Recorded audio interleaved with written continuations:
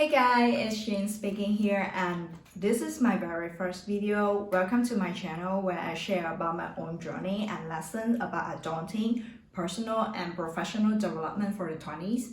I'm in my early 20s right now and still on the adventure of crafting a better style of mine. So if you're looking for some ideas or simply want to connect, please keep watching.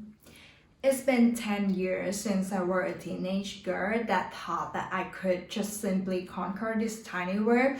Now I've been through a little bit more. Looking back, there are a couple of things that I wish I would have known earlier. So in today's video, I will talk about 3 things that I wish I would have known when I was 10 years younger. Number 1, I had more time than I thought I did, but I just didn't know how to manage it.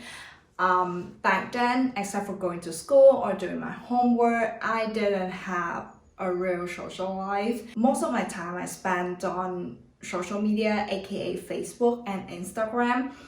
Up until now, I still appreciate the network that I built through social media. I've met friends, but at the end of the day, the number of likes or the number of followers that I got don't tell much about me or my own story, and by that I mean my real stories. It just created an illusion that I was famous, which is so ridiculous, and I wish that I could have spent that time better on something else better, much more meaningful. For the time that I was lying on my bed browsing Facebook and uploading my photos, I could have started learning something else like a new language or a new skill. It's not that it's too late to kickstart learning something else, but I just had much more time back then. I just didn't know how to leverage it.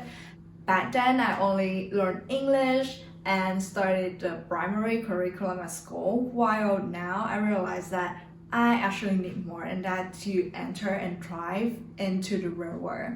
I wish I would have used the time to learn any kind of soft skill like communications or public speaking, or just like simply anything that would accelerate me, or just use the time to learn a new third language. Or you know what? I actually could have spend my time researching my study and career option better, but I just didn't. I kind of decided where I would go to college at the last minute, aka during my mid-senior year, which were really late.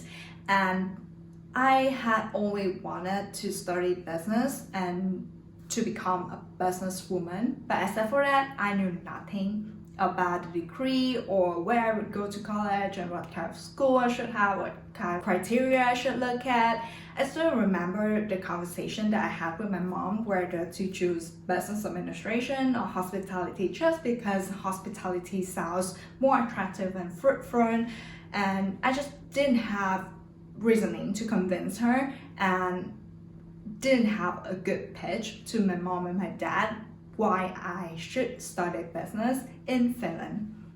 Number 2, it's okay to have a strong opinion and disagree with others. Oh my dear younger Jean, I pose an opinion, disagree with the majority, and got negative comments on that, and the only thing I did was questioning myself why I always had the different thoughts, why I just couldn't simply agree with them.